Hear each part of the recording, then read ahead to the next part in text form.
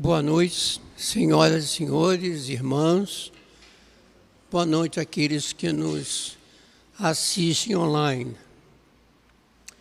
Eu tenho um breve comunicado esse que já foi feito, mas sempre é bom relembrar. Esta noite, nós realizaremos a primeira reunião da Escola de Médios de 2024. Nossas reuniões às sextas-feiras sempre estudamos as obras do mentor e patrono André Luiz. Em 2023, demos início à obra Missionários da Luz, que foi pausada ao término do ano passado e será reiniciada em março. Nesse ínterim, eu digo, nas próximas sextas-feiras, a Escola de Médio trará oradores que terá tema livre para intensificar os nossos conhecimentos a respeito do mundo espiritual que a doutrina reveladora nos permite apreender. Muito interessante e importante esses ensinamentos, que dará oportunidade a todos os presentes de esclarecer dúvidas e aprimorar seus conhecimentos através dos temas apresentados. Apresentados que, com certeza, nos auxiliarão a nossa transformação moral e espiritual. Como sempre, contamos com a presença de todos no mesmo horário habitual. Esta noite, nossa irmã Cristina nos apresentará o tema Guardemos saúde mental, vibremos com intensidade. Lembramos a todos, portadores de celulares, que, por favor, coloquem no modo silencioso para que o soar não venha quebrar a concentração dos ouvintes e da expositora. Lembrando que este ambiente já foi preparado para essa reunião de hoje. Mentores espirituais que trabalham nessa casa, dos píncaros celestes derramaram pétalas de amor e serenidade, mesclado com a musicalidade do nosso coral. Para seguir esse equilíbrio, eu vou fazer uma leitura do livro Pão Nosso, ditado pelo benfeitor Emmanuel e psicografado por Chico Xavier. A página é a de número 84, que traz como título Levantando Mãos Santas. E logo no início, o apóstolo dos gentios, Paulo de Tarso, endereça uma de suas epístolas a Timóteo, que está no capítulo 2, versículo 8, que diz: Quero, pois, que homens orem em todos os lugares, levantando mãos santas, sem ira e sem contenda. Para nossa melhor compreensão e reflexão, Emmanuel nos diz que nesse trecho da primeira epístola de Paulo a Timóteo, recebemos preciosa recomendação de serviço. Alguns aprendizes desejarão lobrigar no texto apenas a exortação às atitudes de louvor. No entanto, o convertido de Damasco esclarece que devemos levantar mãos santas em todo lugar, sem ira e sem contenda. Não se referia Paulo ao ato de mãos postas que a criatura prefere sempre levar a efeito em determinados círculos religiosos, onde, pelo artificialismo respeitável da situação, não se justificam irritações ou disputas visíveis. O apóstolo menciona a ação honesta e edificante do homem que colabora com a providência divina e reporta-se ao trabalho de cada dia, que se verifica nas mais recônditas regiões do globo. Lendo o conselho, é razoável recordar que o homem, no esforço individualista, invariavelmente ergue as mãos na tarefa diuturna. Se administra, permanece indicando caminhos. Se participa dos labores intelectuais, impunha a pena. Se opera no campo, guiará o instrumento agrícola. Paulo, porém, acrescenta que essas mãos devem ser santificadas. Depreendendo-se daí, muita gente move os braços na obra terrestre, salientando-se, todavia, a conivência de ajuizar da finalidade e do conteúdo da ação despendida. Irmãos, se desejas aplicar o raciocínio a ti próprio, repara antes de tudo se a tua realização vai prosseguindo sem a cólera destrutiva e sem demandas inúteis. Oremos. Deus Pai, Senhor de amor incondicional e misericórdia infinita, recebe a nossa gratidão pela bênção da vida, pela criação do nosso universo. Ao nosso querido irmão Jesus, a nossa gratidão por estarmos no globo terrestre, escola da vida, onde nós, espíritos imortais, ainda crianças na espiritualidade a nível inferior, entre idas e vindas, estamos aqui para progredir e evoluir, para expiar e para redimir, para aprender e aprender as leis divinas do Pai que estão em nossas consciências. Aos mentores espirituais desta casa, ao nosso querido André Luiz, agradecemos a oportunidade de podermos estar unidos em coração e alma para receber todo o aprendizado, todo o ensino que fará das nossas vidas uma vida tranquila, serena, sempre amando, sempre perdoando e esquecendo. Com vocês, a nossa irmã Cristina, que fará a palestra da noite de hoje. Que assim seja.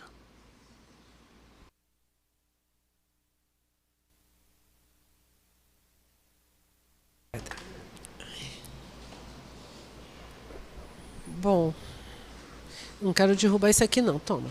Fica para você de presente, por favor. Muito obrigada. Que a paz de Jesus esteja em nossos corações, hoje, agora e sempre. Eles vão aumentando com o tempo. E vai desligar o ventilador, tá bom. Gente, desliga o ventilador ali. Tá, o tema do estudo, da nossa reflexão da noite de hoje, surge de uma página de Emmanuel, também no livro Pão Nosso. Recomendo a leitura. É a lição 177 de Pão Nosso, que tem exatamente esse título. Guardemos a saúde mental. Eu já compartilhei com alguns que estão aqui há mais tempo, que esse negócio de palestra com tema livre, para mim, é um suplício. Então, foi muito difícil, mas eu sabia que alguma coisa acerca do que depois eu acabei achando aqui, a gente precisava refletir. Então, eu só vou ler a citação do Evangelho, que diz assim: pensai nas coisas que são de cima e não nas que são da terra. Paulo, na sua carta aos Colossenses, capítulo 3, versículo 2. Eu pincei alguns parágrafos para a gente refletir, tá? Mas não está na íntegra nos slides, a página inteira. Então, eu recomendo a leitura. que também vou recomendar as leituras que foram alvo, né, da reflexão de hoje.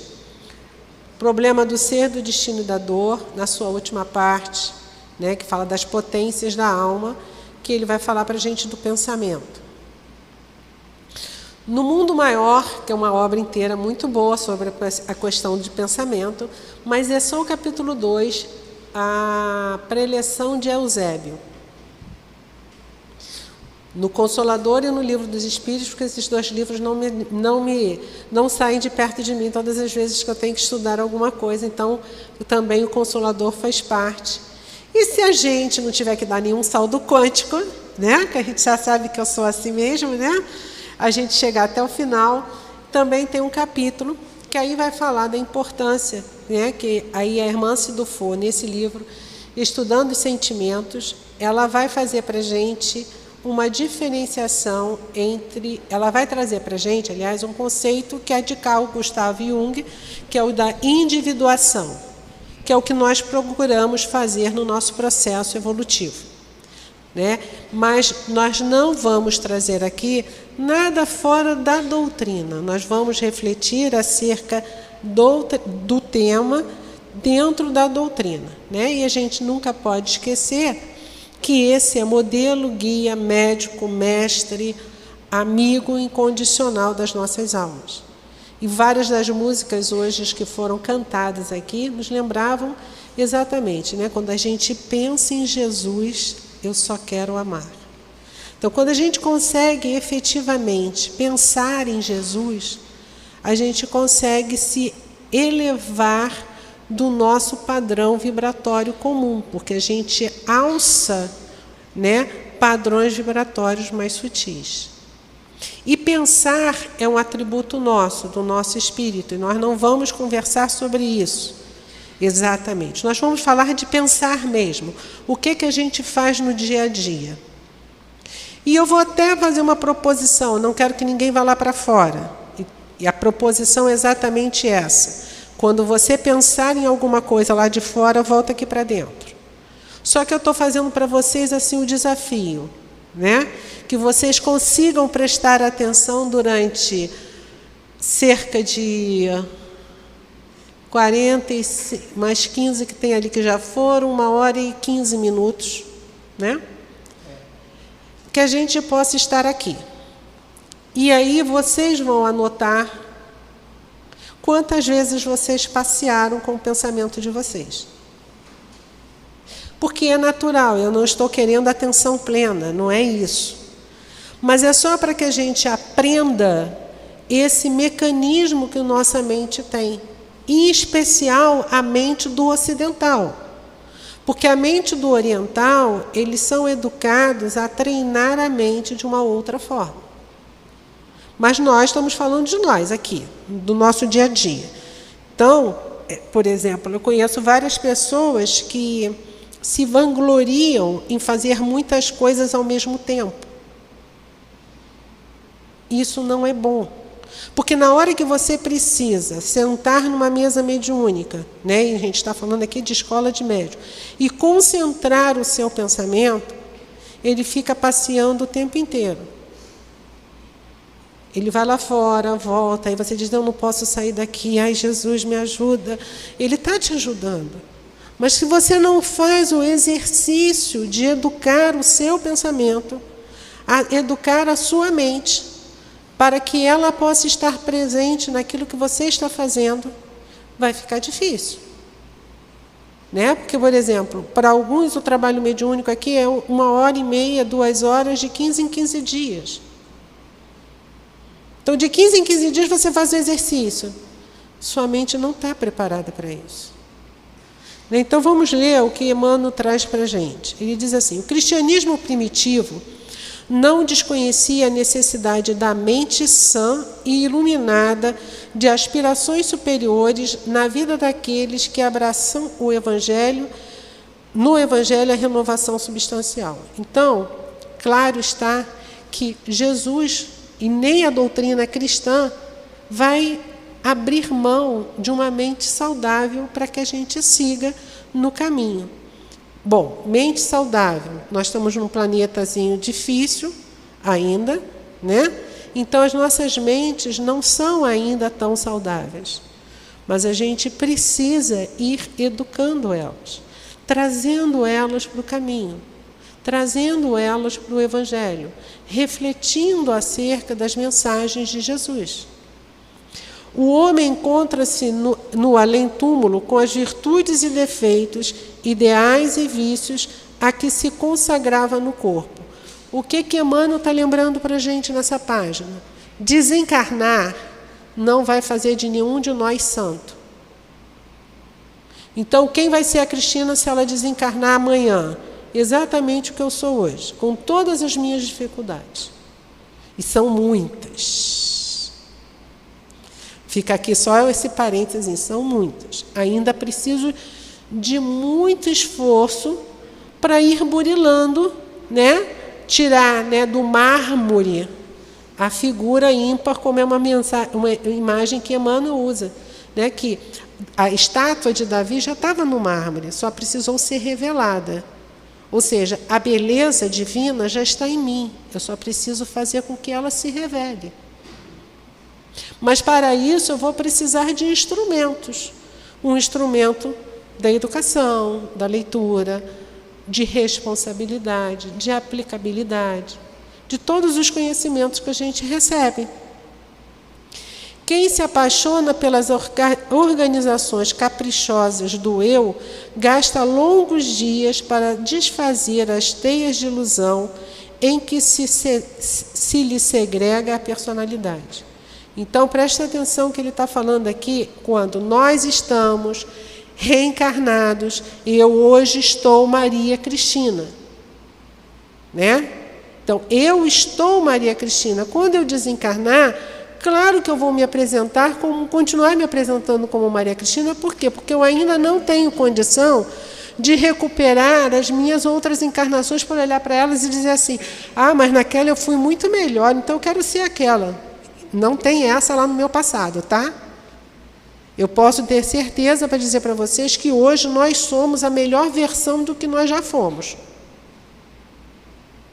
Por que eu sei disso? Porque todos nós estamos aqui numa sexta-feira. Todos nós estamos aqui desejosos de refletir acerca daquilo que pode nos tornar melhor. Então, se eu ainda preciso desse esforço, eu sei que eu hoje estou na minha melhor versão. E ainda não é a versão ideal. Porque qual é a versão ideal? A versão ideal é o modelo e guia, é o Cristo. Então, se eu ainda não cheguei lá, eu ainda estou no processo. Então, o que Emmanuel está chamando a atenção? Quando nós nos apegamos, nos apaixonamos, ou seja, temos apego aos caprichos do eu,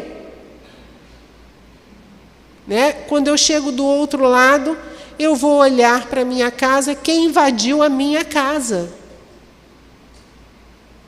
Quem tomou conta da minha conta bancária? Já viu pessoas que dão as coisas, mas dizem assim, olha, eu comprei isso aqui para você, mas fica lindo na sua estante. Tudo bem, ela pensou na minha estante. Beleza. Mas se ela está me doando algo, aquilo passou a ser meu.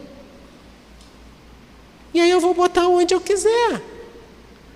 Mas as pessoas ainda têm esses apegos, e é o que ele está falando. Então a gente chega no plano espiritual voltado, envolvido por essas teias da personalidade. E o que nós precisamos desvelar em nós? A nossa individualidade, quem nós realmente somos.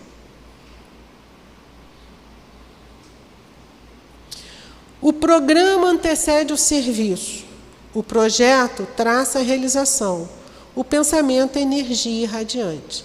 Então, quando você vai fazer um programa, você pensa naquilo que você vai fazer. Né? O que eu preciso? Vou fazer uma viagem. Então, como a própria mensagem do Evangelho diz isso, se você vai para um país frio, você vai levar short, camiseta e sandália? Não, você vai levar bota, agasalho, calças compridas. Então, você se programa para aquela atividade. Quando você vai fazer um projeto, você já vai traçar o caminho do projeto. Então ele diz assim, o pensamento é energia irradiante. Então você pensa o tempo todo. Você não para de pensar.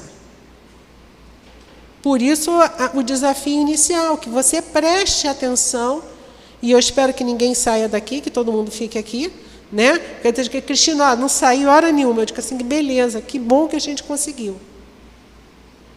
Mas se saiu, tudo bem também. Então, espraemos na terra e prender-nos-emos naturalmente ao chão. Elevemo-nos para o alto e conquistaremos a espiritualidade sublime. Ou seja, se eu penso só na minha vida material, eu vou estar chumbada aqui no chão. E esse é o grande desafio para todos nós. Nós precisamos viver uma vida na matéria, mas não podemos nos enredar pelas coisas materiais. Para que a gente possa se elevar e conquistar uma espiritualidade sublime. Então, como é que a gente faz isso? Através dessa faculdade do pensar. Se eu pedir para cada um agora, eu vou tirar todo mundo daqui, tá vendo? Por exemplo, se você cada um pensar numa árvore, vou ter aqui umas 50 árvores diferentes. E ainda existe no pensar uma outra coisa, o colorido do pensar, que ao longo dos textos eles vão tocar nisso. Por exemplo, eu vim até pensando nessa proposta de pensar numa árvore, aí eu comecei a falar de várias árvores. Aí fui parar na jaqueira que tinha na casa da minha avó, onde eu e meu irmão, né, aqui deturando a idade, a gente ficava jogando marimba na árvore, né? Então, eu ficava ali brincando naquela árvore. Então, a árvore, a jaqueira, não é uma jaqueira qualquer. É a jaqueira da minha infância. Então, ela tem o colorido dos meus sentimentos, das minhas emoções que estão lá, que vão potencializar aquilo que eu estiver pensando.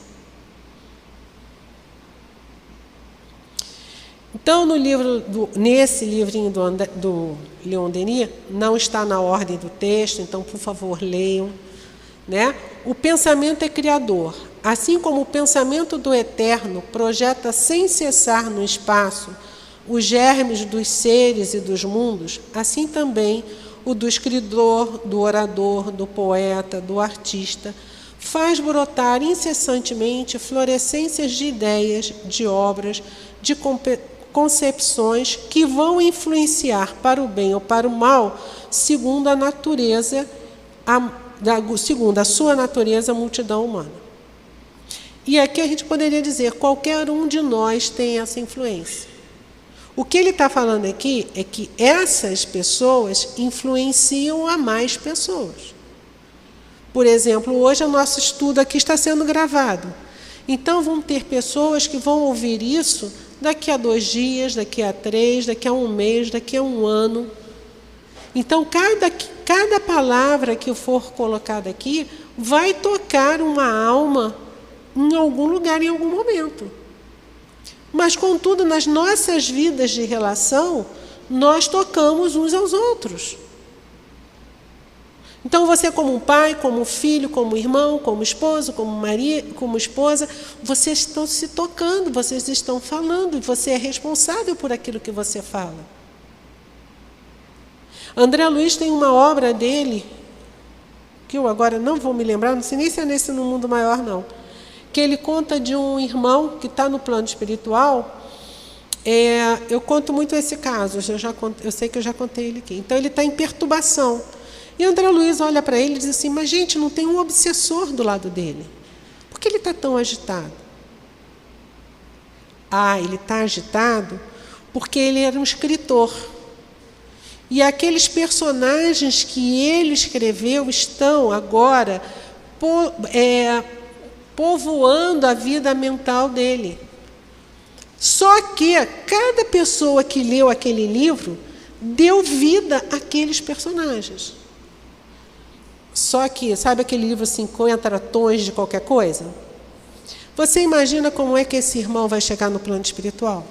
Diante dessa informação do André Luiz? Porque os desequilíbrios, eu não li o livro, então eu só falo dos comentários que a gente ouve pelas internets da vida.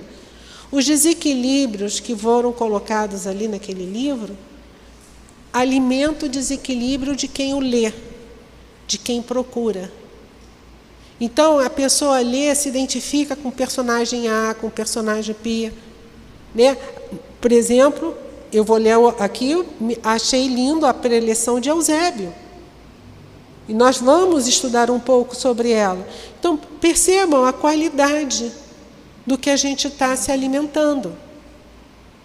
Então, nós, enquanto pessoas, não somos ilhas. Né? O Kardec pergunta em que condição a gente estaria em plena liberdade. Né? Quando é que a gente tem plena liberdade? Na do pensamento. Mas aí tem aquela pergunta lá do Livro dos Espíritos. Influencia os espíritos no nosso dia a dia? Bem mais do que pensais. Poderíamos dizer, por certo, que são eles que governam você. Aí a gente diz assim, então onde que a gente teria essa liberdade? No meio do deserto. E o plano espiritual não vai estar lá, não. O deserto é muito quente, nem os espíritos vão. Então não tem.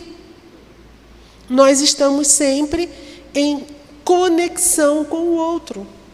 Por isso precisamos vigiar os nossos pensamentos. Mais cedo ou mais tarde, todo o produto do espírito reverte para o seu autor com as suas consequências, acarretando-lhe, segundo o caso, sofrimento, uma diminuição, uma privação da liberdade, ou então satisfações íntimas, uma dilatação do ser. Ou seja, o que eu vou pensar, que é o produto do meu espírito, né? Produto do meu autor, do autor que eu sou, ele vai simplesmente ampliar as minhas possibilidades ou reduzi-las. Em especial quando a gente percebe isso, quando a gente chega no plano espiritual. Porque, como eu digo, no plano espiritual, né, costumo brincar com vocês, o plano espiritual não tem shopping. Não tem. Então, a gente vai ter que ter esse contato íntimo conosco o tempo todo no plano espiritual. Então, é preciso que nós possamos aprender a usar este atributo ao nosso favor. Né? Como havemos de distinguir os pensamentos que nos são próprios dos que nos são sugeridos? Primeira pergunta, vale a pena distinguir isso? Está na resposta de Kardec. Fala. Eu acho que tem a ver. Eu acho que vale a pena, sim, no sentido de você conseguir estar sempre em equilíbrio com o seu psíquico, né? Como você abriu o texto da aula de hoje.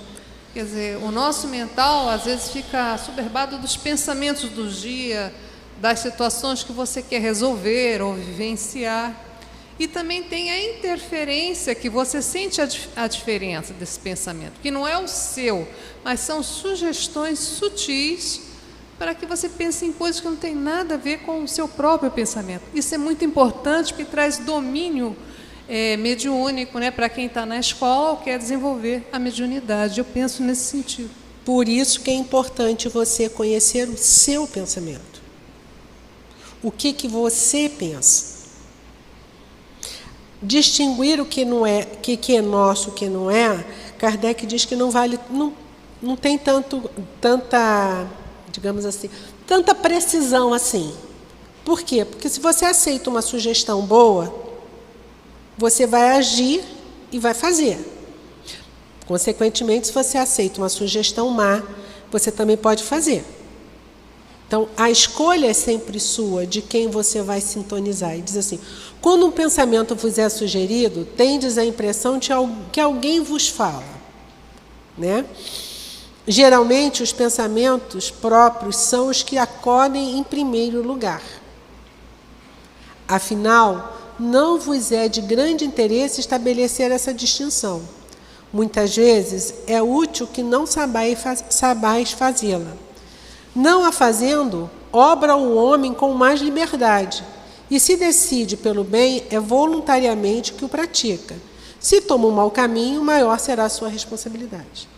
Então, o importante é você saber como você pensa. Porque aí quando a ideia, como eu costumo brincar, a ideia de jirico entra, você diz assim, fora. Fora. Não é que a ideia de jirico não seja minha também, não. Entende?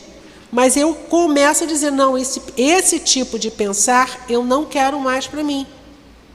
Então eu coloco ele para fora. Porque o que estabelece, a gente aprendeu aqui o tempo todo no questão da mediunidade. O que estabelece a gente na mesa mediúnica? É o fator sintonia.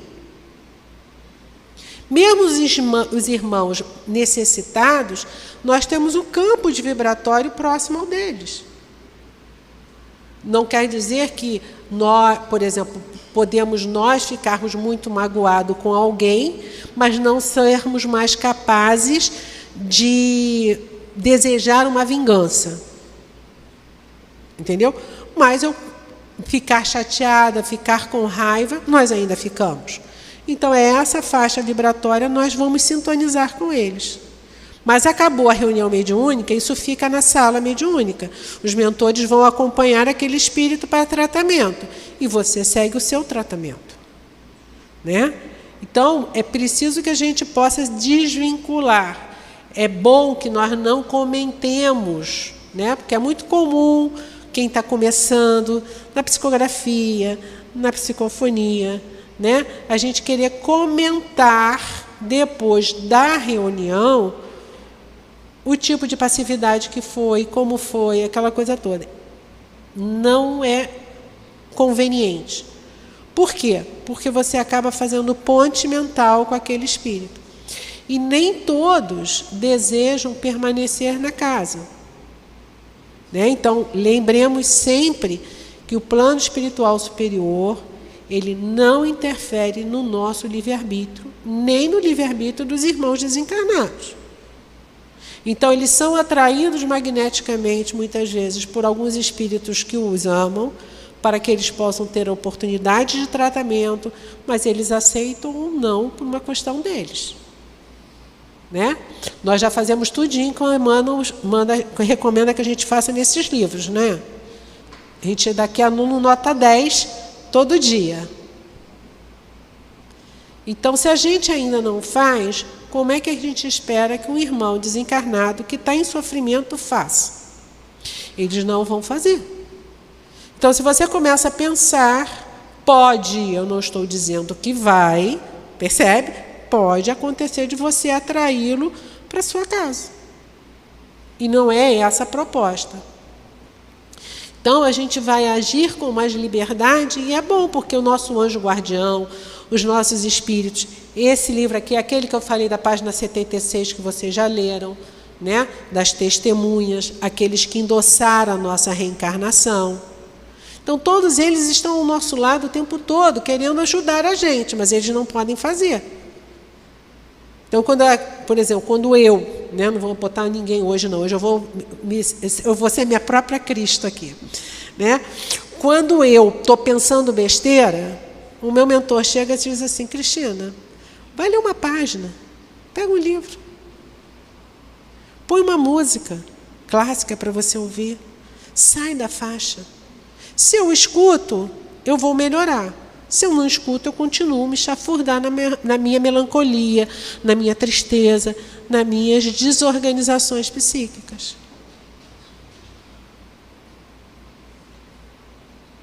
Tá, essa é a questão 461 do Livro dos Espíritos. Podem ir lá pegar para ler. Os bons ou maus pensamentos do ser encarnado afetam a organização psíquica de seus irmãos na Terra e aos quais sejam dirigidas, ou seja, se eu penso bem para alguém, ou se eu penso mal para alguém, isso vai repercutir no outro? Afinal de contas, a gente sabe que sim, né? O poder da oração está aí mostrando isso para a gente. Os corações que oram e vigiam realmente de acordo com as lições evangélicas constrói a sua própria fortaleza para todos os movimentos de defesa espontânea. Os bons pensamentos produzem sempre o máximo de bem sobre eles, que representam seus objetivos, que se enquadrarem na essência da lei única, que é o amor em todas as divinas manifestações. Ou seja, pensou bem, você vai receber o bem. Você está trabalhando na lei universal, na lei divina. Você está trabalhando com amor. Os de natureza inferior podem afetar o seu objeto em identidade de circunstâncias quando a criatura se faz credora desses choques dolorosos na justiça das compensações. Ou seja, vamos lá, agora não posso me pegar como Cristo, né? Que vou pegar o Chico lá, Santo Chico, vamos lá. Fiquei com raiva aí eu posso botar, né? Fiquei com raiva do Chico. Penso no mal para ele. Vai atingir ele? Não. Porque ele não está na faixa da criatura credora dos choques dolorosos, da justiça da compensação. Mas a grande maioria, quando eu penso no mal para o outro, o mal chega lá e faz o estrago que tem que fazer. Só que, né? Todavia, prevalece a providência divina que opera a execução dos seus desígnios de igualdade, misericórdia e sabedoria. A misericórdia divina sempre vai atuar. Mas se eu pensei no mal, quem foi o pior? Quem foi o primeiro a ser atingido? Então, quando eu uso mal as minhas funções intelectivas, né, meu pensamento, eu estou produzindo em mim mesma o desequilíbrio. Vai atingir o outro? Emmanuel, no livro Consolador, vai dizer, sim, vai atingir o outro. Se ele estiver na faixa. Se ele não estiver na faixa, bateu na parede e vai voltar para você, porque você é o emissor. Você foi quem criou aquele pensamento. E você vai ter que dar conta dele. O pensamento, dizíamos, é criador. Não atua somente em roda de nós, influenciando nossos semelhantes para o bem ou para o mal. Atua principalmente em nós.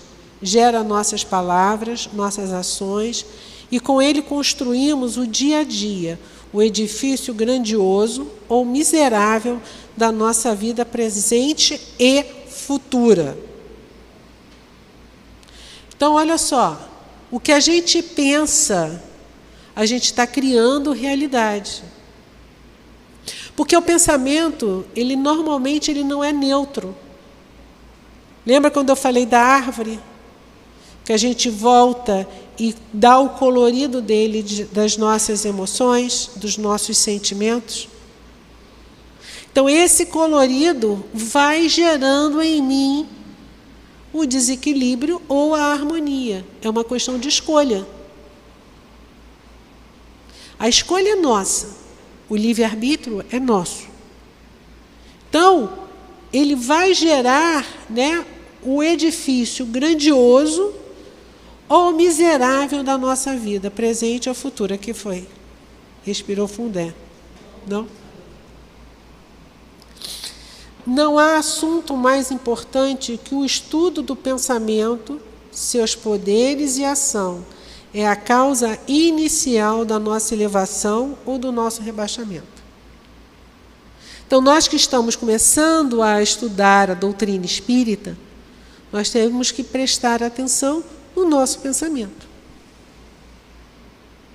Não é uma matéria de estudo, né?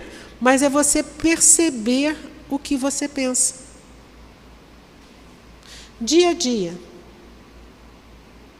Quanto mais você perceber isso, você vai começar a ter noção do quem é a Cristina, quais são as sugestões que estão chegando, e se elas são boas ou se elas não são. Se elas são boas, eu posso acolher, e se elas não são, eu posso repelir. Por isso que é tão importante né? Existe, né, na psicologia, né, antigamente era muito mais assim, você sente o que você pensa o que você sente. Hoje a gente sabe que a coisa funciona mais em rede, as coisas acontecem simultaneamente. Por isso, o valor de você prestar atenção no seu pensamento. Porque se você deixar ele solto, ele apronta. Então, aqui eu fiz um resumo, bem rápido, né? Na preleção de Eusébio, do livro No Mundo Maior, ele fala das atitudes ambíguas da humanidade, pois, ao mesmo tempo, mesmo instante que ouvia os mestres, cometia crimes contra os seus irmãos. Então, Eusébio vai falando que na Índia você escutava, né, os tratados de Vedanta, quando descia lá do Himalaia, e quando você chega nos Ganges, está matando todo mundo. A mesma coisa com Buda, a mesma coisa com Jesus, né? Então, a gente, ao mesmo tempo que se eleva com o pensamento, né? Por exemplo, quantas vezes a gente está aqui na sexta-feira, na quinta, ai, que beleza, eu vou mudar, aí quando você chega ali fora, algo acontece e tudo aquilo que você se propôs enquanto estava aqui dentro vai por água abaixo. Tudo bem, não tem problema, só que você tem que estar atento. Percebe? O que eu estou querendo enfatizar aqui hoje é preciso ter atenção. Que vai acontecer? Vai.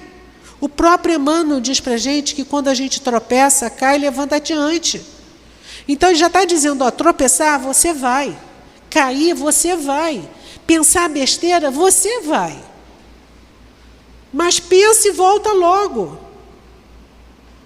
Não fica fazendo isso, alimentando, tecendo histórias. E a gente precisa até se policiar um pouco, né? Por exemplo, nas redes sociais, por que a gente está se alimentando? E o que a gente está alimentando também? Porque na hora que eu curto, na hora que eu compartilho, eu estou vitalizando aquela ideia. Então, é claro está que eu não estou dizendo aqui, olha, sejamos alienados, entendeu? O mundo lá fora não existe, nós estamos em Shangri-La, não é verdade. É preciso que nós tenhamos noção do que está acontecendo, possamos conversar com um amigo ou outro, mas tenhamos cuidado com aquilo que a gente está propagando. Porque aquilo que a gente estiver propagando é filhote nosso. Nós vamos ter que dar conta daquilo depois. E percebam que quando você compartilha alguma coisa, você está com a não vai sair. Chancela, saiu. Muito obrigada. De vez em quando a língua dá um nó aqui, que é uma beleza. Né? A chancela do espírita cristão. Ah, mas se ela faz e ela é espírita? Não é justificativa, a gente está dizendo, nós não somos perfeitos. Mas quantas vezes a gente já não ouviu isso? Mas você não é espírita?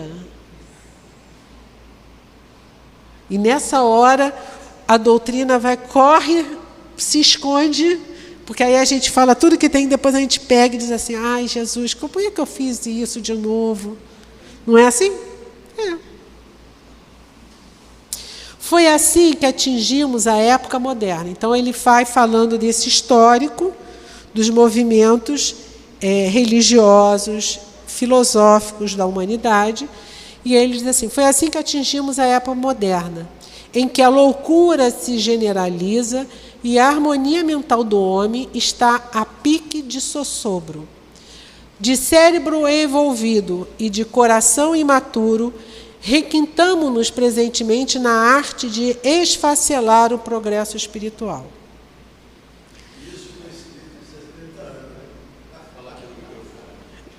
Eu ia ver a Tata de escrito. Tudo foi escrito há 70 anos. Como piorou de lá para cá, hein? Né? Então, esse livro, né, da década de 30 ou 40, por aí, né, porque nosso lá foi em 38. Quer dizer, esse aqui deve estar na década de 40. Então, o que acontece com os seres humanos? O cérebro vai muito bem, obrigado. Internet, né, navegação rápida, 5G, Wi-Fi, né?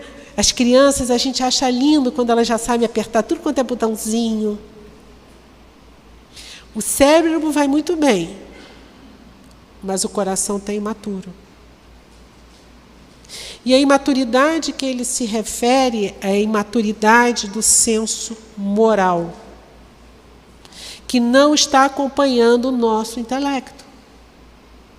A inteligência, o conhecimento, ela progride.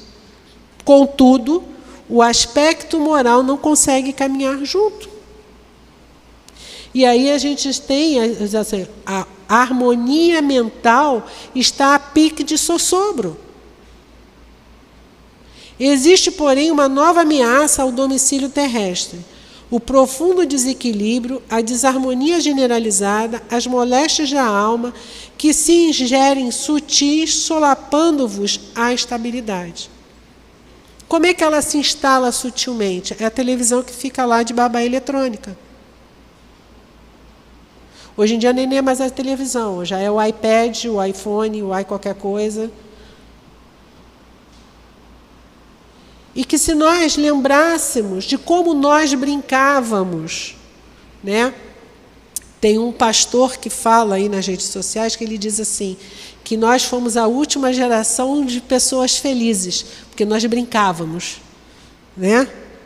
Haja carrinho de rolimã, bete ombro, bicicleta no meio da rua, né? Nós fizemos tudo isso. E nós conseguimos construir esse mundo que está aí fora. Será que os nossos filhos vão conseguir? Fala. Cristina, isso tudo já estava predito. O problema é que nós não temos olhos de ver e ouvidos de ouvir. Os antigos profetas já falavam da vinda do Cristo. Ele veio e poucos daquela geração o reconheceram. Nasceu no seio do povo dele e muitos não o reconheceram, a sua maioria.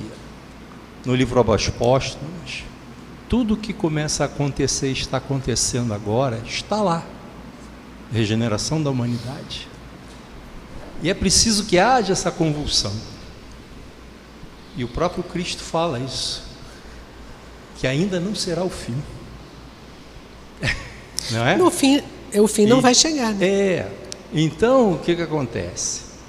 Aí eu penso em nós espíritas, conhecedores dessa doutrina do Consolador, o que nós estamos fazendo dela? O que cada um está fazendo dela? Mas essa é uma pergunta para cada um responder, sim, fora o íntimo. No Evangelho... Não é para ninguém levantar o dedo e dizer assim, eu fiz isso, não. Na minha opinião, uma das coisas que é uma chavezinha, que está lá no Evangelho, que, se eu não me engano é o Espírito Erasto, ele diz, divulgai o dogma da reencarnação. Porque você, sabedor de que você vai reencarnar várias vezes, aquela frase de dizer, eu não consigo resolver nessa, vou resolver na próxima. Senhor, calma, Cristina, que eu não terminei. Então nós espíritas temos uma responsabilidade muito grande. É fato. A quem muito é dado, mais será exigido. Não vai ter tribunal que vai chegar e nos acusar porque soubemos. É a nossa consciência. É a nossa coisa. Então, é uma pergunta que, como você falou, cada um de nós tem que responder por si próprio. Isso tudo está predito. Pega lá a regeneração da humanidade, está lá. A quebra de preconceitos. fala da doutrina espírita, que nós somos aqueles que recebemos isso. Está lá. Tá. Não precisa nem da doutrina. Está lá no Evangelho. Né? Tanto está lá no Evangelho que os nossos irmãos evangélicos e católicos estão esperando a volta do Cristo. Né? Porque para eles esse momento está descrito, essa turbulência toda está descrito lá. Mas a gente também sabe pelas obras espíritas que está sendo dado aos irmãos a última oportunidade. Então a gente tem reencarnado no planeta irmãos com muitas dificuldades, mas caberíamos a nós, né? Como a gente ainda não é o escolhido, né? A gente está fazendo força. E aí na passagem que eu gosto muito de Jesus, que ele diz assim: vou pedir ao meu Pai que esses tempos sejam abreviados, porque senão nós não suportaríamos. Então, mas somos nós, espíritas, em especial, porque temos essa consciência que precisamos fortalecer a psicosfera do planeta. Um homem de bem, não sou a Cristina, tá bom? Não é a Cristina. A Cristina está fazendo ensaio para homem de bem. Um homem de bem é capaz de arrastar uma multidão. Vê o que fez Gandhi na Índia. Um homem de bem. Aí, para que a gente não tenha dúvidas de quem é um homem de bem ou de como podemos chegar lá, capítulo 17 do Evangelho, tópico 3, descreve lá umas 40 e poucas virtudes. Então, aquele é um homem de bem. E bem sentido, bem vivenciado, o Espiritismo leva às condições da questão acima. Tópico 4 do Evangelho. O Veon Espírita. Então, se a gente vivenciar o Evangelho, nós vamos conseguir ultrapassar e dar sustentação. Mas a gente, como está, de altos e baixos, de gangorra, sobe, desce, escorrega, não tem importância. Só não pode parar. Não dá para desistir. Não dá para esmorecer. A luta é árdua e é grande. Mas nós pedimos para estar aqui.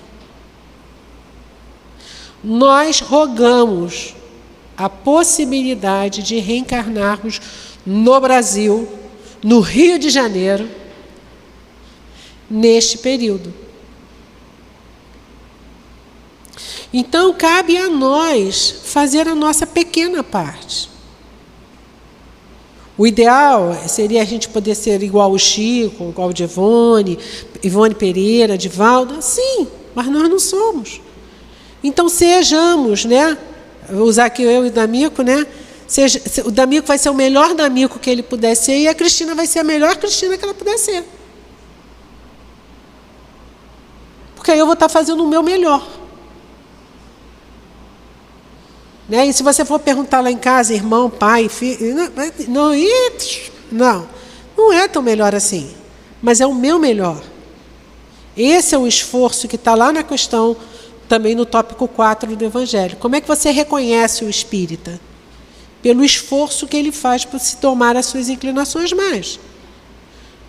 E a espiritualidade tem um psicoscópio, que a gente ainda não tem. Mas eles nunca falaram para a gente nas obras de um esforçômetro. Né? Podia ter um esforçômetro, você botava lá sua digital e nem saiu, nem se mexeu. Então você faz rápido, se esforça.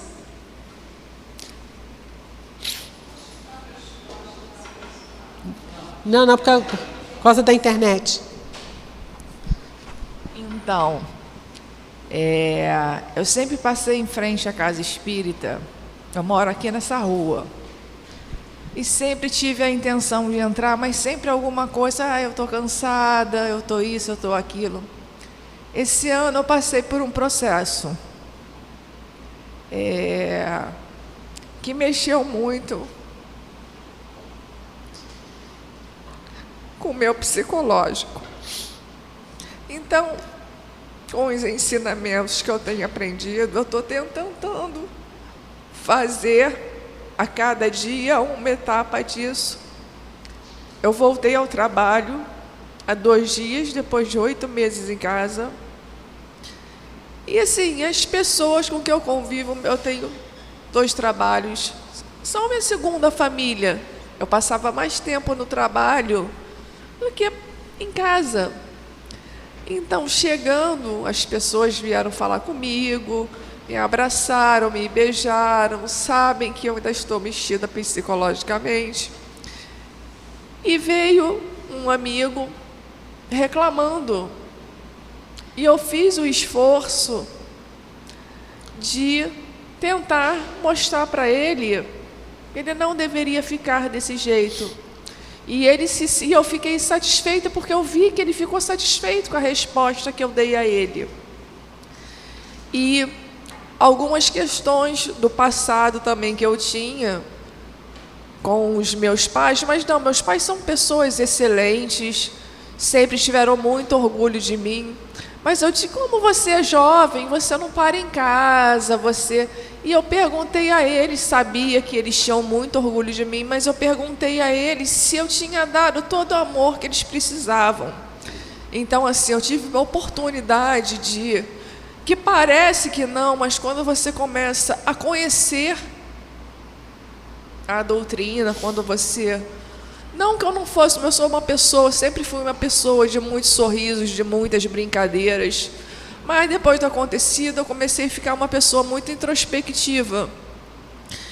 E então, o médico me perguntou, você tem certeza que você quer voltar? Eu falei, sim, eu quero voltar ao trabalho, porque eu preciso ter essa convivência, eu preciso rir, eu preciso estar com os meus amigos. E foi o que você comentou, a gente às vezes em certas situações fica com raiva de alguma pessoa. Obviamente eu nunca desejei o mal, mas a gente fica com raiva, a gente fica magoado. E semana passada, numa oportunidade, de repente, eu desejei feliz ano novo a essa pessoa. Essa pessoa também me desejou tudo de bom. E eu fiquei muito feliz com isso e vi que tinha cumprido também, assim, como a gente fala, as pequenas coisas, ao treinamento que a gente tem que fazer todo dia. Óbvio que a gente vai falhar, que a gente vai dar cabeçada. No trabalho também, é um trabalho bem estressante, as pessoas ficam falando uma das outras. Eu só quero saber com a questão, às vezes, quando você pode falar, mas algumas vezes eu silencio. Até dentro de casa, se esse silêncio é bom, se ele é ruim, se você tem que se expressar. Tá, vamos lá então. Seja bem-vindo ao grupo. Aos 2 grupos, aos grupos dos que entraram aqui também nos momentos de dificuldade, aqueles que também passaram pela porta várias vezes e disseram assim, volta amanhã, né? E aí a gente volta na hora que a gente precisa, porque às vezes as dificuldades são esse despertar, né? Seja bem-vinda, comece a participar das nossas reuniões, então logo você possa, vou puxar a sardinha para o pessoal aqui, procure um trabalhozinho na assistência social aqui, entendeu? Tem vários, você aproveita, entendeu? Porque esse envolvimento, estar na casa, ajuda a gente a estar num outro ambiente. Silenciar, né? Já diz o ditado, falar é prata, silêncio é ouro. Se for, você vai precisar saber fazer a distinção da briga que você vai querer comprar. Se aquilo que você vai falar vai ajudar a pessoa, e é importante, fale, apesar dela não gostar, porque você vai estar fazendo a sua parte. E aí ela vai seguir, não vai, é problema dela.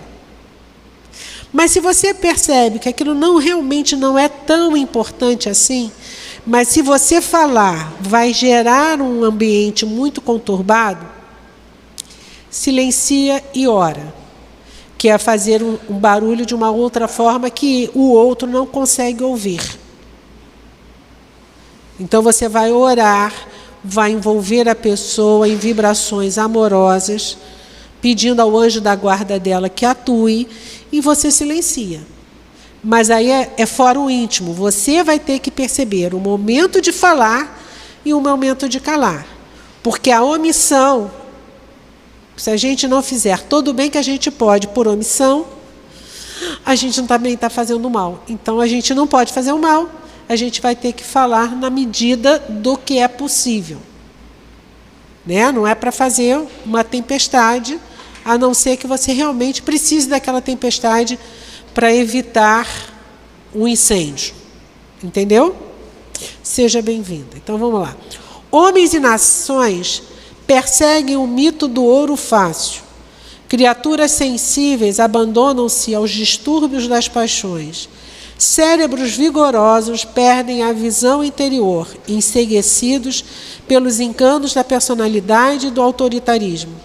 Empenhados em disputas intermináveis, em duelos formindando de opinião, conduzidos por desvariadas ambições inferiores, os filhos da terra abeiram-se a um novo abismo, que o olhar conturbado não lhes deixa perceber. Então, qual é uma das características de todo término de ciclo na história da humanidade? Há uma exacerbação das sensações. Vive-se por aqui e agora, como se não houvesse amanhã. Então, o prazer é para ontem, não é para hoje. Então, o que a gente está vendo é isso. E lá no Evangelho também tem um texto que eu lembrei dele o tempo todo, mas não escrevi aqui nas nossas transparências, que é aquele que fala do dever. Né? Que ele diz assim, no início, né, nós somos instintos.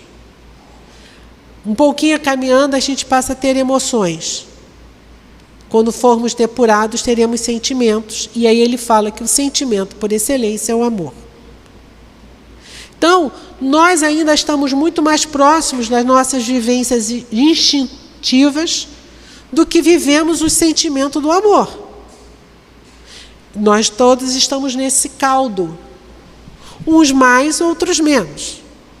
Então, é preciso que a gente tenha atenção, porque nem tudo que se diz no meio social que é certo.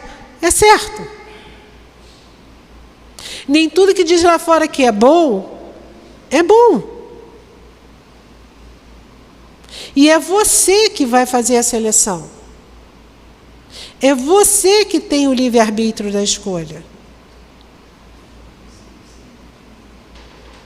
E é você que vai poder, como disse o amigo D'Amico, como espírita, se posicionar de forma a mostrar que as coisas são erradas. Precisa falar? Não. Ora. Porque o erro é erro, mesmo que todo mundo esteja fazendo. E o acerto é acerto, mesmo que ninguém esteja fazendo.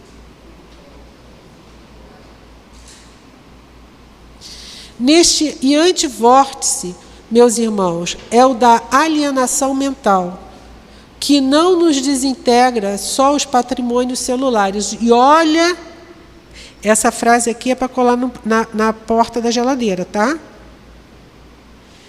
Não só desintegra os patrimônios celulares da vida física, senão também nos atinge no tecido sutil da alma, invadindo-nos o cerne do corpo perispiritual. Nosso corpo perispiritual, como é que André Luiz chama? Psicossoma. Então, todas as nossas emoções, todos os nossos desvarios vão ficar marcados nele e vão gerar desequilíbrio nele. Fala, querida.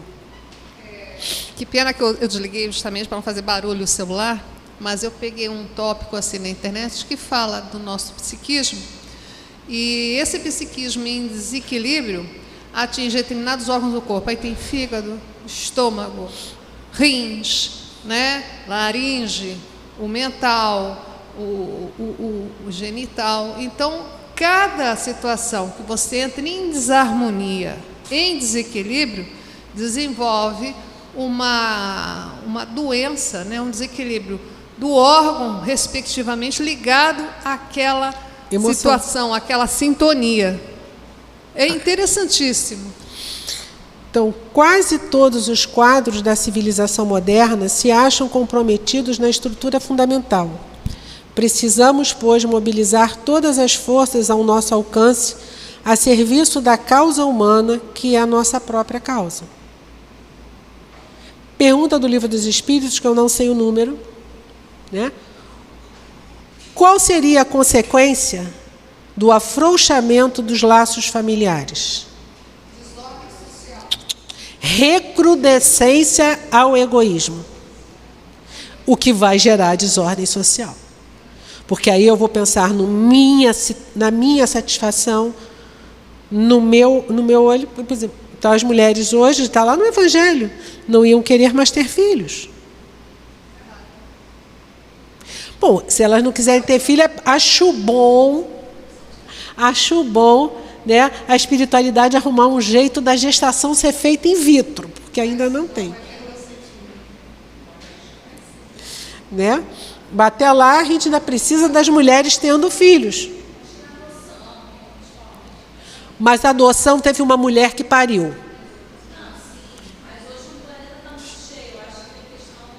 Querida, olha só, nós estamos falando de egoísmo.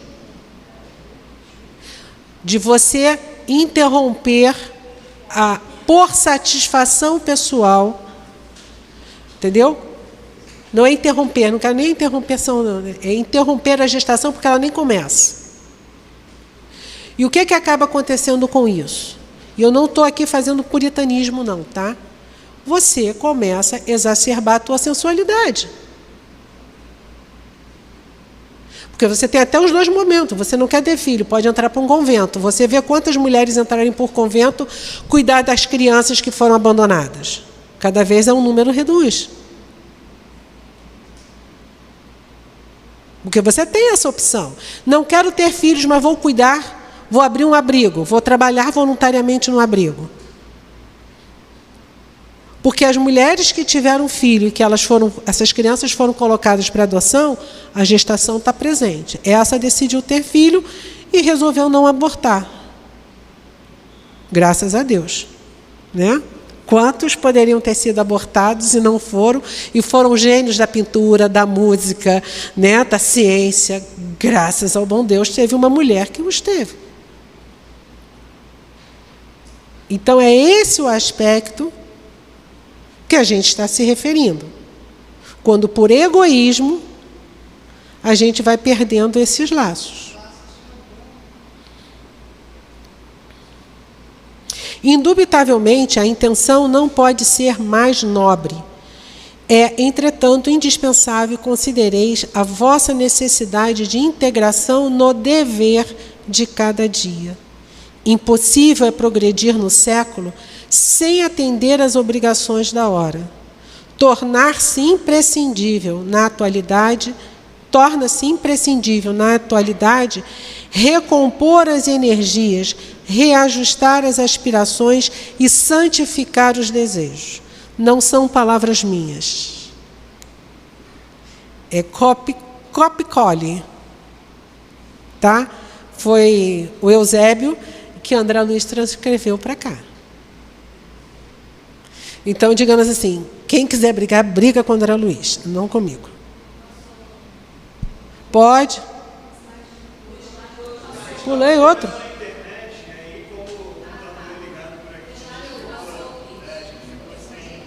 Onde é que eu estava?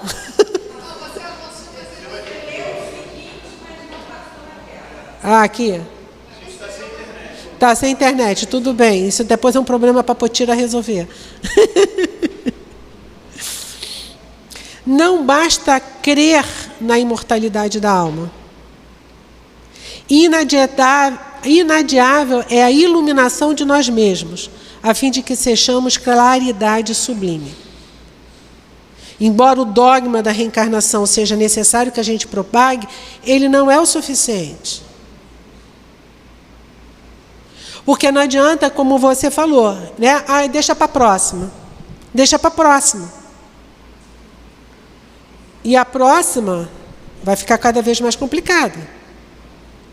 Antes de mais nada, importa elevar o coração, romper as muralhas que nos encerram na sombra, esquecer as ilusões da posse, dilacerar os véus espessos da vaidade. Cara, viramos santo, né? Não, fala sério. Vamos começar de novo? Olha só. Romper as muralhas que nos encerram na sombra. Então é interessante porque a sombra, ela faz parte da gente. Mas é preciso, né, que, como Jesus diz, que a gente acenda a candeia para colocá-la sobre o velador. Né? Acender a candeia é o conhecimento que a gente adquire.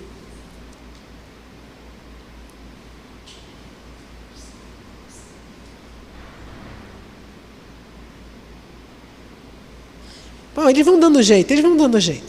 Se eu parar, a gente não chega no final. Então vamos lá. Tudo bem.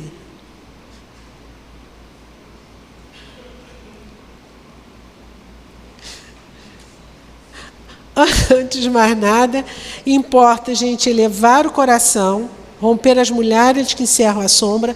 Então, a sombra a gente tem. Quando é que a sombra desaparece? Quando você acende a luz. Mas a sombra também só existe diante da luz. Porque se você estiver no escuro total, você não vê sombra. Então, é preciso que haja luz para que haja sombra. Do amigo lá, Lisiane. Ai, Senhor. Faltam só 7, eu chego lá, né? Eu estava pensando, quando você falou que é importante a gente saber que a gente tem sombra, mas é importante a gente acender a luz. Mas é importante também a gente não esquecer que a gente também tem a sombra e aceitar ela de uma forma, não digo nem acolhedora, mas sabendo, né, não escondendo ela. Tipo, eu não tenho. Coloca um pano em cima e só o dia que apareceu alguma coisa muito fantástica, você tira e explode ela e a sombra aparece e ninguém te reconhece. Eu acho que essa sombra, ela tem que ser conscientizada, né?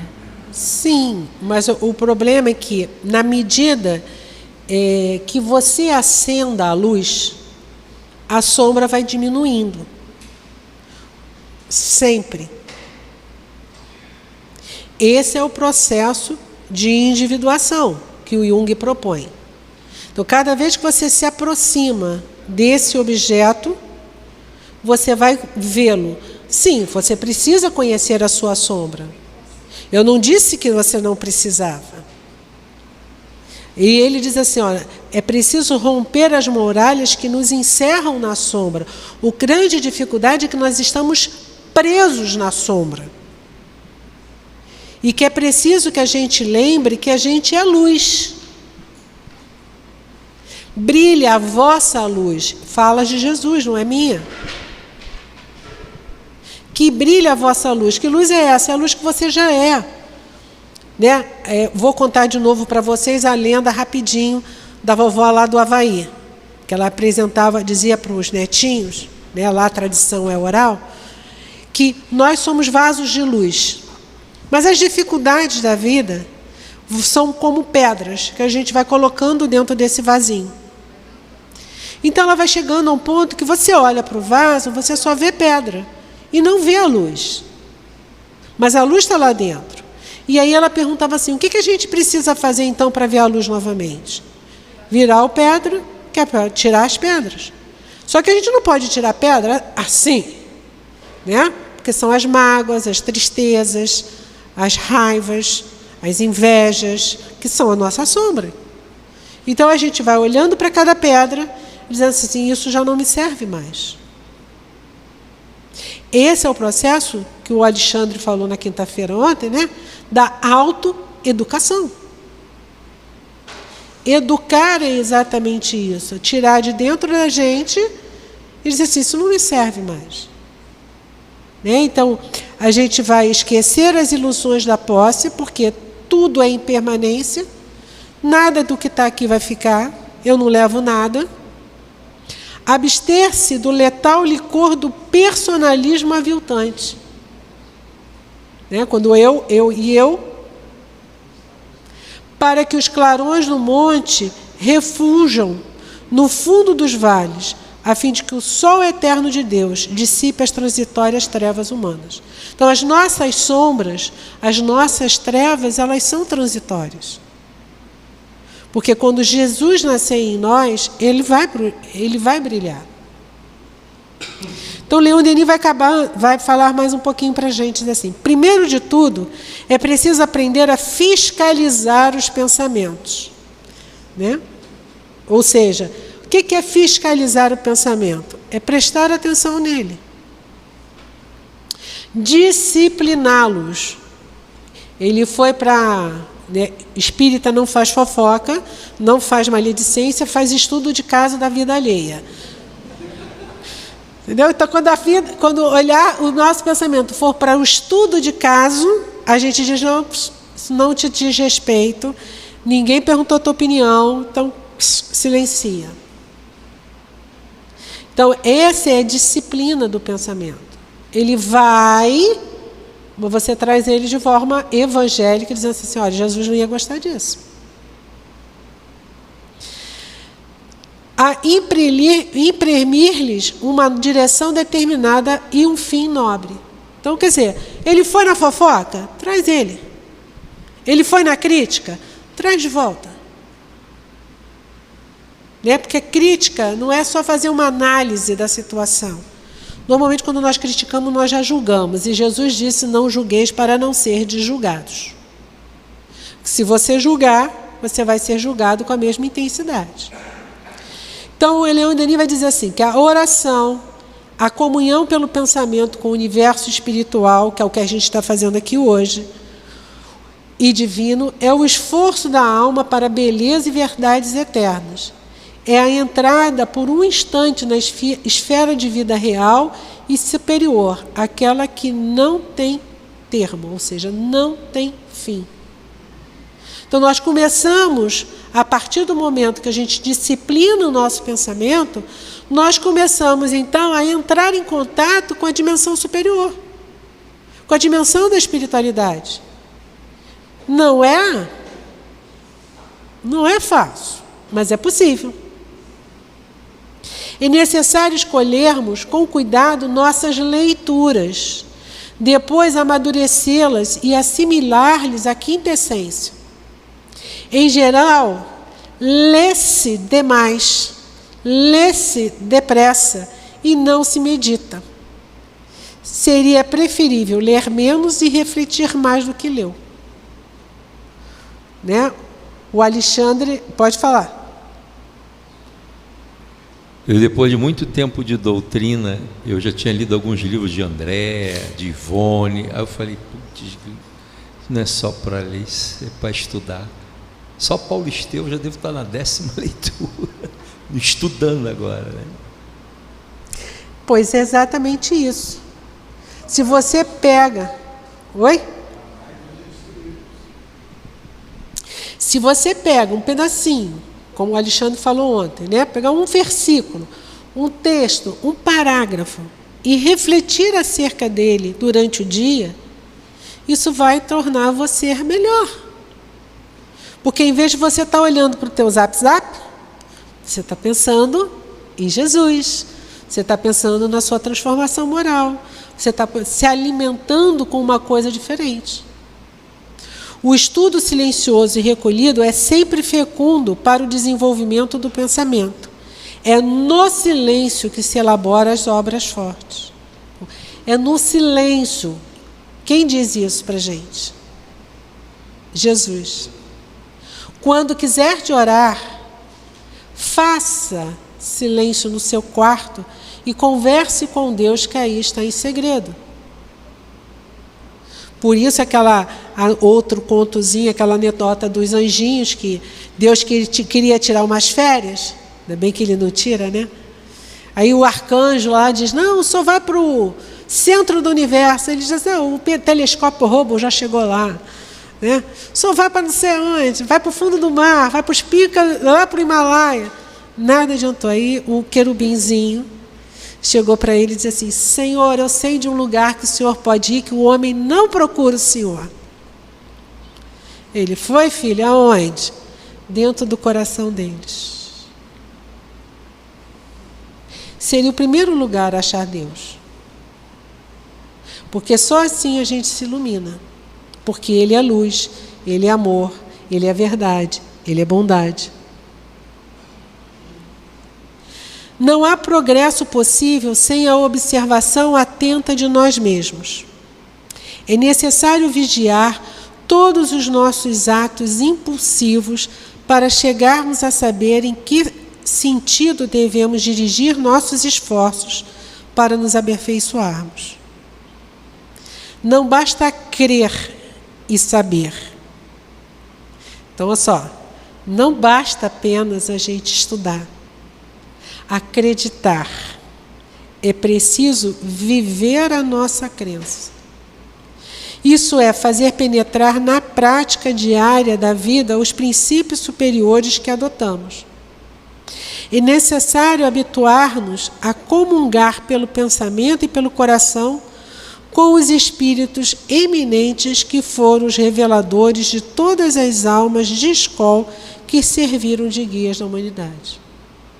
Então, não é só dizer eu sou espírita. Quantas obras você já leu? Não importa. Se leu uma, já está o suficiente, você já é. Porque a gente ainda sai por aquela tangente, né? Tem um povo aí que sai assim: não, eu não sou espírita, eu sou simpatizante da doutrina espírita. O que é ser simpatizante da doutrina espírita? Eu não entendo isso. Se você simpatiza com as ideias espíritas, você é espírita. Ah, mas eu não frequento uma casa espírita, eu não participo de reuniões mediúnicas, tudo bem. Mas se você é simpatizante, pega as ideias espíritas e coloca elas na sua vida. Capítulo 15 do Evangelho segundo o Espiritismo: fora da caridade não é salvação. E preste atenção, é caridade, não é benevolência, tá? Benevolência é uma etapa da caridade, que a gente se prende a ela. Tudo bem, quem tem fome, quem tem frio, precisa de comida, de agasalho, de remédio, ótimo. Mas não é esta caridade que vai ser a sua salvação. A caridade que é a sua salvação é aquela que, quando você já for benevolente para com todos, é sem exceção, é universal, indulgente com as faltas alheias, em absoluto, e perdoar as ofensas. Quando você conseguir essas três coisas, você já está salvo. Por isso que fora da caridade não há salvação, entenderam?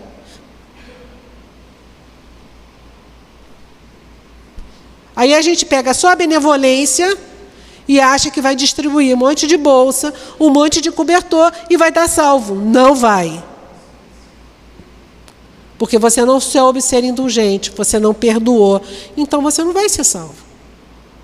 Vai ter bons olhos, vai ter gente para te ajudar, para intervir, para interceder por você, vai. Mas se você não entender que não é isso que vai te salvar, ainda está na periferia da doutrina espírita. Esse é o conceito... Mas tudo bem. Faltam 5 minutos. Vai dar tempo de terminar, mas correndo, tá? Então, a irmã Sidufo, ela vai trazer para a gente o seguinte: o que é que a gente lida sempre com conceitos, né? Por exemplo, o que é Deus? Causa primária de todas as coisas, inteligência suprema do universo. Isso é um conceito. Então, tudo na vida da gente, a gente precisa conceituar, a gente precisa disso. Tá? Agora, a experiência é quando vivenciamos esses conceitos pelo uso dos nossos sentidos e eles adquirem significados. Então, eu aprendo uma coisa, né? Quem explica isso, falar isso correndo é até uma maldade, mas tudo bem, vamos tentar. Né? Quem fala muito isso é Piaget. Né? O Piaget, ele coloca que você tem um esquema, Você assimila esse esquema e ele faz parte de você. Então, o que ele está dizendo? O que seria o esquema? Um conceito. Andar de bicicleta é um conceito. Você precisa da bicicleta, precisa se equilibrar ali e pedalar. Quando você experimenta andar de bicicleta, você tem a vivência, você pode dizer, eu sei andar de bicicleta. Então, eu sei o que é andar de bicicleta.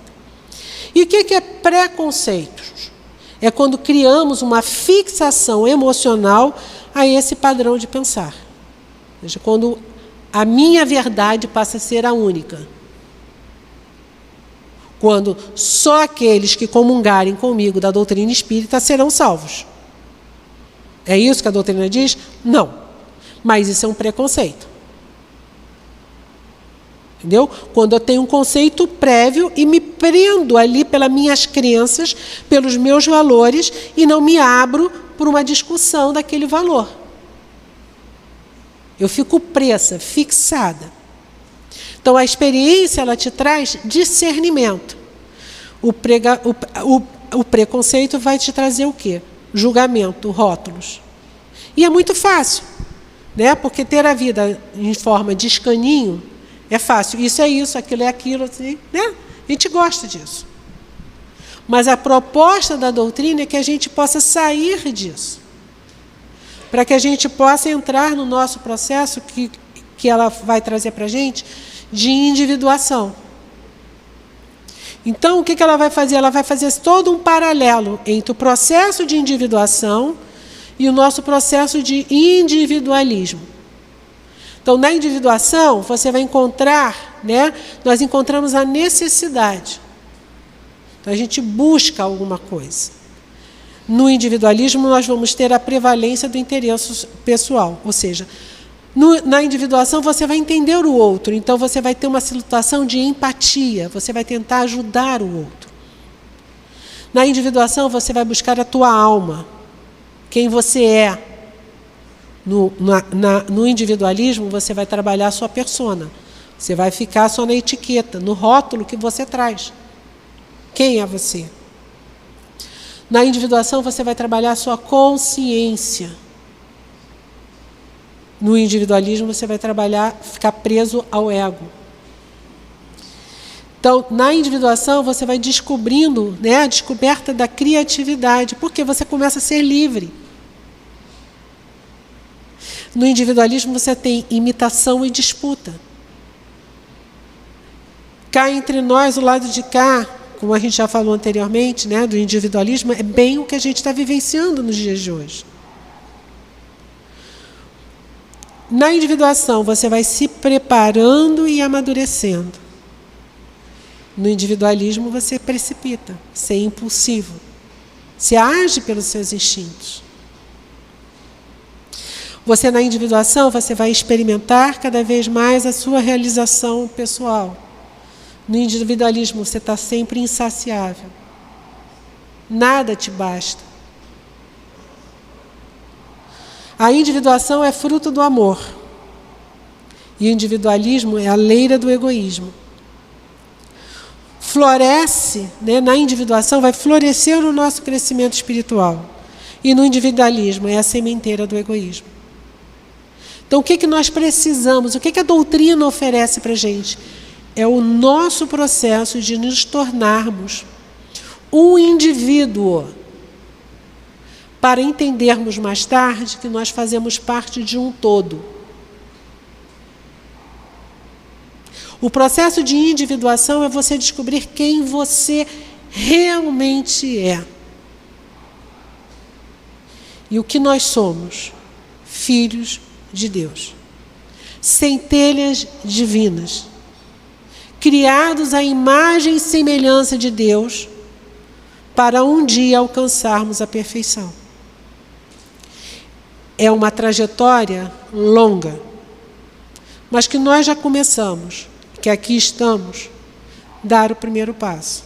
Só não podemos desistir de caminhar.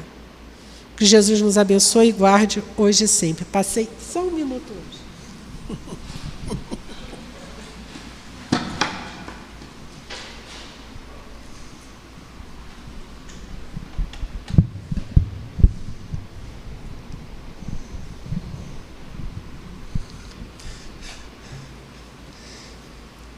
esperando que todos esses ensinamentos, todo esse aprendizado que amorosamente a nossa irmã Cristina nos ofertou, possa pousar em nossos corações, em nossas mentes, reflexionando nas nossas vidas, e ao sairmos daqui, possamos ser cada vez mais vigilantes, sem esquecer tudo que foi dito, e com as comportas do nosso coração abertas, entregamos ao Pai Todo-Poderoso, a Jesus, pastor de amor incondicional de todos os corações da humanidade. A Divina Senhora de Nazaré, nossa Mãe Santíssima, que nos envolve com ternura e compaixão. A todos os mentores desta casa, tendo à frente o nosso patrono André Luiz, a nossa gratidão eterna por essa oportunidade edificante, iluminativa, de poder estar de mente e corações unidos para poder seguir a nossa existência, visando sempre a nossa transformação moral e espiritual, caminhando para a frente e para o alto.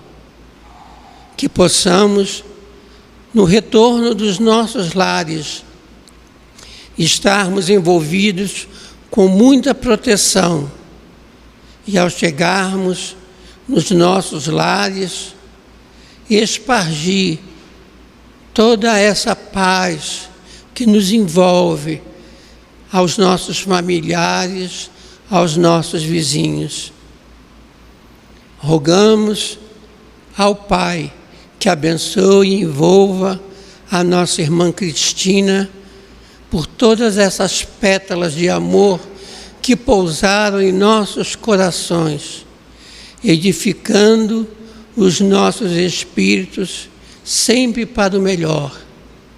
Fique com a paz de Jesus, com a misericórdia divina do Pai. Que assim seja, graças a Deus.